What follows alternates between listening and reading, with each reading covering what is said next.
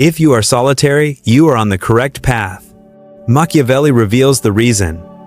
Recently, a sense of isolation has settled over you. This isn't random chance. It is a direct result of your actions. If it brings you pain, it is only because you have yet to grasp the reality of the situation. Welcome to iUniverse, your sanctuary for spiritual growth and self-discovery. Hit subscribe and join our journey together. Every time you check a silent phone, every weekend that passes without an invitation, every moment you realize no one is seeking you out, you feel that hollow ache in your chest. But listen to a truth: the world will hide from you. That solitude is not the issue. It is the evidence that you are finally getting it right. Because true solitude never comes by mistake. It appears when your rate of growth outpaces your surroundings. It manifests when you stop tolerating shallow chatter, when your values shift, when you refuse to accept the average. People sense this. They don't voice it, but they drift away. Not because you are odd, but because your evolution highlights their stagnation. Machiavelli understood this ages ago. True strength is constructed in seclusion because that is the only place free of distractions, free of the external noise that poisons your judgment, free of the masks you are forced to wear. Solitude is the tax you pay for transformation. If you are paying it, well done. You are heading in the right direction. Naturally, no one warned you about this. Society taught you that you require a crowd, that being alone is a symptom of failure, that joy is found in groups. False. The reality is that most people surrounding you aren't there out of respect. They are there because you are useful to them. You are their diversion, their ego boost. You are the ear for their troubles, while they turn a deaf ear to yours. The moment you stop being utilitarian, the moment you put your own evolution above their demands, they vanish. It is that stark. It was never friendship. It was a transaction dressed up as affection. And that stings, surely, because it forces you to doubt everything. You ask yourself if you lacked worth, if you erred, if isolation is your fate.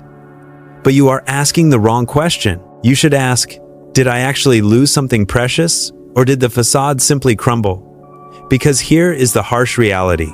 Solitude reveals who you were when you were drowning in noise.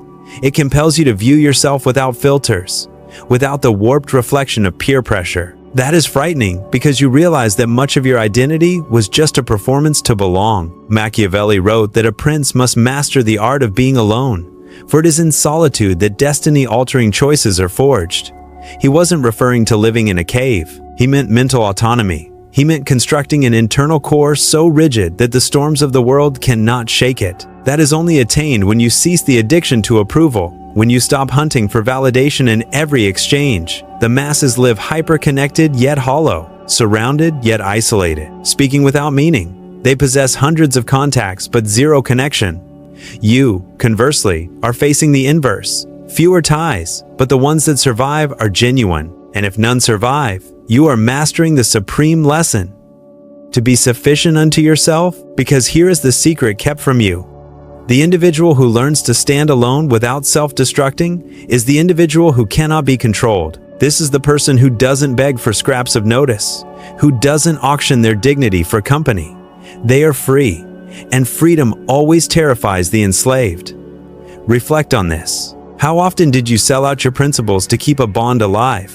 How often did you mute your true voice to avoid friction? How often did you feign interest in dull gossip just to avoid being left out?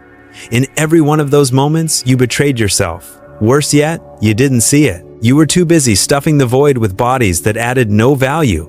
But now that they have exited, the void seems vast, correct? It is not because you require people. It is because you are detoxing. You are in withdrawal from external validation. Your brain is wired to receive hits of dopamine whenever someone replies, whenever you are included, whenever they chuckle at your wit. Now that the supply is cut, you feel the crash.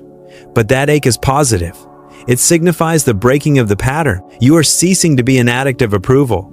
Solitude instructs you in a way no crowd can. It shows you who you are in the dark. It uncovers your actual desires, not the ones you mimic to fit in. It highlights your true terrors, not the performative ones you displayed, because society expected them. Most importantly, it compels you to decide without the interference of the gallery. Let's be real, how many life choices were warped by the fear of what others might think? Likely most of them. You picked careers, partners, jobs, pastimes, all tainted by the dread of judgment. Now, in the quiet, you have the chance to adjust the steering. You have the chance to engineer a life that is authentically yours, not a curated edition for public viewing. But this demands bravery because it requires admitting that perhaps everything you built previously was a sham. Machiavelli also cautioned that power draws leeches. When you possess resources, when you are of use, people show up not for you, but for what they can extract. Attention, wealth, networks, amusement, whatever. When you cease providing, when you choose to reinvest in yourself rather than bleeding out your energy, they depart. No fanfare. They just vanish. And this is beneficial, even if it feels cold. Solitude is the ultimate filter. It strains out those present for utility and leaves those present by choice. If a person remains when you have nothing to give, when you are at rock bottom, when you are neither fun nor useful, that person is gold. But most will fail that exam. Most will fade at the first hint of your uselessness to them. That is acceptable because they clear the floor for something superior or for nothing at all, which is often superior to mediocrity. The great deception of our era is the necessity of constant contact. Social platforms, texts, streams, all engineered to keep you hooked on the existence of others. But this connection is a veneer. It is a simulation. It makes you feel accompanied while you are fundamentally isolated. You view the curated highlights of others and measure them against your raw reality. You see fabricated joy and measure it against your actual pain. You feel lonelier with every scroll, even with thousands of followers. Because true loneliness is not a lack of bodies. It is a lack of depth. Today, you can stand in a packed hall and feel utterly severed from the world. So, what distinguishes that masked loneliness from true solitude? The distinction is that in true solitude, you are at least honest. You aren't faking it. You aren't performing. You aren't burning fuel to keep up a facade. You are simply existing. Now, we reach the point few grasp. Solitude is not the terminus. It is the tunnel. It is the mandatory phase before evolving into someone of substance. Consider any historical titan you respect. Philosophers, artists, generals, every one of them endured seasons of profound seclusion, eras where they retreated from society to forge their character. Nietzsche in the Alps, Da Vinci in his notebook, Buddha beneath the Bodhi tree. It was not a penalty. It was a prerequisite because greatness is never constructed in the clamor. It is built in the quiet. If you are in that quiet now, if you feel cut off from the herd, ask yourself, what am I constructing? Because if you are merely suffering without an objective, you are squandering the gift. But if you are utilizing this vacuum to work on your mind, to sharpen your craft, to crystallize your vision, then you are doing exactly what is required. The danger is that aimless loneliness is corrosive. If you sit in self-pity, measuring yourself against others, obsessing over why the phone doesn't ring, that is not productive solitude. It is victimhood wearing a disguise. And victimhood is toxin. It traps you in a loop where progress is impossible. Machiavelli held no sympathy for victims. He stated that fortune favors the audacious, those who move despite the terror, those who act when others freeze. So if you are solitary, exploit it. Use it to read, to master, to build, to test. Use it to evolve into someone so compelling that when you finally re-enter the world hunts for you. That is the paradox. When you cease needing the crowd needs you. When you stop chasing bonds, the bonds chase you. But first, you must walk through the fire of isolation without cracking. And here's the final exam. Can you sit with yourself, free of distraction, and not despise the company? That is the inquiry most evade, because when the screens go dark, when the room is empty, when it is just you and your mind, what is there? If you find calm, if you find aim, if you find lucidity, you are on the correct track. But if you find panic, if you find a void, if you find a frantic need to plug the silence with noise, you have work to do. The most critical relationship you will ever manage is the one with yourself. If that bond is severed, all others will fail. You can have an army of friends and still feel desolate if you cannot tolerate yourself. You can be married and feel hollow if you lack a solid center. Solitude compels you to confront this. It forces the question, who am I without the mask? What is my true aim? What price will I pay for it? Machiavelli also realized that true power does not stem from being loved. It stems from being respected. And respect is not granted for pleasing the masses. It is granted for being unbreakable. It means taking the hard road, leaving the nest, placing your vision above the opinions of the tribe. This inevitably isolates you because people do not respect what they cannot comprehend. and they cannot comprehend someone who has no need for their applause. They will label you arrogant, selfish, distant. They will stop the invites, stop the inclusion, stop viewing you as one of them. In that moment, you have two paths: crawl back begging for re-entry, or keep marching, knowing that the cost of greatness is temporary seclusion. Temporary. Because eventually, when you have built something concrete, you will draw people of your own caliber. Not leeches seeking a host, but allies seeking growth. Not friends of utility, but genuine bonds built on mutual regard. But to arrive there, you must cross the wasteland. And the wasteland is unforgiving. There are no shortcuts, no soft landings, no applause. It is just you battling your own demons, your own rationalizations, your own fragility. Many fail to survive. Many sprint back to mediocrity because solitude revealed facets of themselves they were too weak to acknowledge. They choose the familiar noise over the revealing silence. They choose toxic company over being alone. That is their choice. But it is also their prison sentence because they will never discover who they could have become. They will never know what they could have erected had they found the guts to stand alone a bit longer. You possess that courage, or you are forging it now. Every day you refuse to fold. Every day you resist the urge to retreat to comfort. Every day you build in the quiet.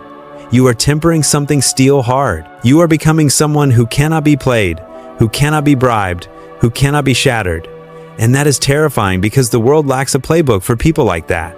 Society is engineered for the compliant, for those who crave approval, who hunt for validation, who move in herds because herds are predictable, governable, easy to steer. But the self-sufficient soul, the one who needs no clapping, the one who hacks their own trail without a permit, that person is a threat. A threat to the system, a threat to the average, a threat to all who profit from things staying the same. That is why they will try to reel you back, not with logic, but with shame. They will claim you are self-centered, that you have grown cold, that you have changed. And they are correct. You are not the same. You are improved, tougher, sharper. But they won't see it that way because your rise makes them uneasy. Your solitude mirrors their cowardice. Your autonomy highlights their chains, so they will try to drag you down. Do not permit it. Machiavelli said, "It is better to be feared than loved, if you cannot be both." But I will add this: it is better to be alone than in poor company. It is better to walk unseen than to surround yourself with anchors. It is better to build in the dark than to party in a hollow room. Because when the sun sets, when you look back, the only thing that counts is what you built. Not the likes, not the fake friends, not the missed events. What counts is whether you had the nerve to bet on yourself when the odds were zero, whether you had the strength to stand apart when the crowd called you back, whether you had the wisdom to see that solitude was not a curse, but a gift. Because here is the ultimate truth they hide. Solitude is the forge where titans are cast. It is where weakness is incinerated and only the essential survives. It is where excuses perish and responsibility takes a breath. It is where you stop blaming the world and begin constructing your own. If you are there now, if you feel isolated, if no one calls, if messages sit on read, do not view it as a loss. View it as proof. Proof that you are finally doing something of value. Proof that you are outpacing your environment. Proof that the road you picked is hard, but correct. Easy roads are crowded, and crowds never reach the extraordinary. Hard roads, lonely roads, those are the ones that scale the mountain. And at the summit, the crowd is thin, but the vista is unmatched. Let me share something else about that vista. When you arrive, when you reach that state where you no longer crave outside confirmation, where your peace is independent of others, a shift occurs. You begin to see the world as it truly is, not as you were taught it should be. You see the masks, the games, the desperation posing as arrogance, and you offer no judgment. You simply watch, because you have been there. You know that pit, and you climbed out. That experience grants you something priceless: perspective. Machiavelli touched on this when he said the prince must be cunning as the fox and fierce as the lion. He wasn't speaking merely of politics. He was speaking of psychological survival. The fox watches, dissects, spots the patterns. The lion acts, defends, refuses to be cowed. Both traits are born in solitude. Because only in solitude do you learn to watch without being watched, to think without interruption, to act without a permit. The majority never acquire this duality. They are trapped in one gear, either too passive, watching from the bleachers, or too reactive, moving on impulse without thought. But you If you utilize your solitude, are mastering both, you are learning to read the subtext, to see the hidden agendas. Simultaneously, you are building the muscle to strike when needed, to hold your line, to discard what is useless. That mix is potent. It distinguishes those who endure from those who command. Surviving is simple. Millions do it daily. But commanding, building a legacy that lasts, leaving a scar on history that takes more. It takes the capacity to be solitary without losing your mind, to think without going mad, to act without pause. And here is the hack no one discusses. Solitude doesn't just harden you, it purifies you. It forces you to drop everything non-essential, the shallow bonds kept out of routine, the draining affairs, the habits worn to blend in. All of it falls away in the quiet. It hurts because every loss feels like an injury. But it isn't an injury, it is surgery. You are excising the necrotic tissue that was killing you. Once you heal, once the sting fades, you find you are lighter, faster, clearer, more decisive, because you are no longer hauling the dead weight of a false persona. Machiavelli grasped this better than anyone.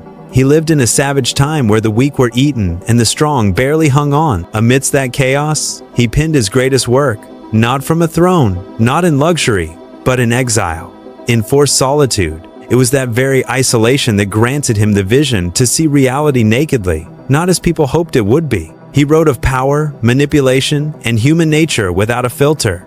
He did it without fear. Because when you are truly alone, when you have lost it all, the terror of judgment evaporates. You have nothing left to forfeit. That is the most powerful stance you can hold. Consider your own life. How often have you dodged action for fear of losing what you hold? A job you loathe but keep for safety. A partner who breaks you but you keep so you aren't single. Friends who drain you but you keep so you have a crew. All those compromises, all those half measures, all those choices rooted in the fear of being alone. And now that you are alone, now that the crutches are kicked away, what stops you? Nothing. Absolutely nothing. It is terrifying, yet liberating. Because for the first time, you can choose based on desire, not the fear of loss. Solitude also imparts a fundamental lesson: the distinction between being alone and feeling lonely. Being alone is a physical fact, an external state. Feeling lonely is a mental condition, an internal narrative. Most confuse them. They believe physical solitude mandates loneliness. Incorrect. You can be jammed in a crowd and feel utterly abandoned. You can be in a wasteland without a soul and feel total peace. The variable is your relationship with yourself. If you like who you are, if you respect yourself, you will never feel lonely, regardless of who is present. If you detest yourself, if you are your own worst critic, you will always feel lonely, even in a stadium. Machiavelli didn't write much on emotional loneliness, but his work is saturated with it. He speaks of trusting only oneself, of relying on no other's loyalty, of building power on foundations others cannot topple. That is essentially what solitude teaches. Self-trust, not the shallow confidence of compliments, but the bedrock confidence of having survived your own nightmares, of knowing that when the walls fell, you stood, of knowing that when everyone exited, you remained. And here is the unspoken truth about confidence. It isn't a trophy you win once. It is built daily, decision by decision.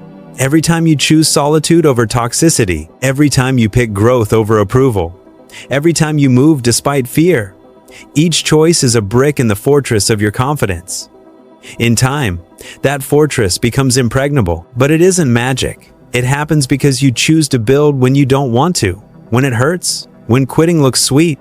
Now, let's address the shadow of solitude, for it isn't all muscle and growth. There are traps. The biggest is bitterness. When you sit alone too long without a name, when you replay why they left, what you did, how life cheated you, you drink poison. Aimless solitude curdles into resentment. Resentment is cancer.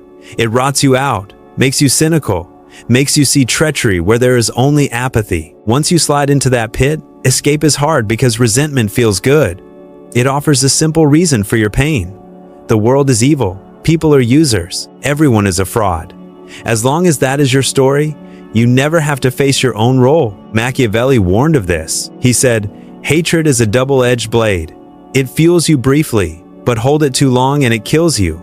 Solitude is the same. It can be your forge or your coffin, depending on how you wield it. Use it to grow, to build, to create value, and it is the best asset you will ever own. Use it to wallow, to feed your hate, to confirm the world is your enemy, and you will sink lower than before. The choice is yours, but it must be conscious. You cannot drift on the tide of emotion. You must steer. Here is the method. Swap resentment for curiosity.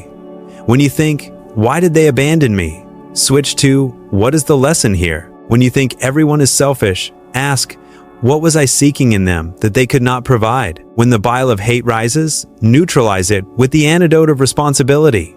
It isn't your fault they left, but it is your responsibility how you react. It isn't your fault people are selfish, but it is your responsibility to choose your circle. It isn't your fault the world is unfair, but it is your responsibility to build your own world within the chaos. This is the final teaching of solitude. It isn't about the lack of people. It is about the presence of self.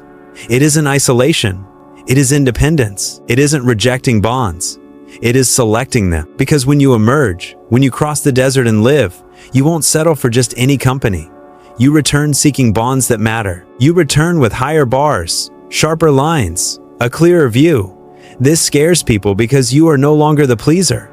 You reject scraps. You reject the average. You reject sacrificing peace for applause. Machiavelli ended The Prince with a caution. In crisis, the weak hunt for allies. The strong forge themselves. This is your crisis. This is your desert. This is your time in the fire. You can weep. You can fight it. You can curse it. Or you can own it. You can use it. You can weaponize it. The solitude you endure is not a penalty. It is training. You are being groomed for something larger. Something that demands you be tougher, clearer, harder. Only solitude can provide that. Only silence lets you hear your own voice. Only the absence of others reveals your true nature. So embrace the quiet, not as a foe, but as a mentor. Listen to its lesson, because when this chapter ends, and it will, you will be unrecognizable. You will be someone who needs no validation to know their worth. Someone who doesn't crack when the room empties. Someone who builds empires in the dark and unveils them only when finished. And when you arrive, when you become that person, the world shifts. Not because the world changed, but because you did. Solitude will have forged you into something the crowd can never touch, never break, never rule. And that is what Machiavelli defined as true power. If this message struck a chord, subscribe and ring the bell, because we will continue to explore the truths others fear to speak. Leave the comment, necessary solitude. Just those 2 words. I want to see who is truly walking this path. Until the next video.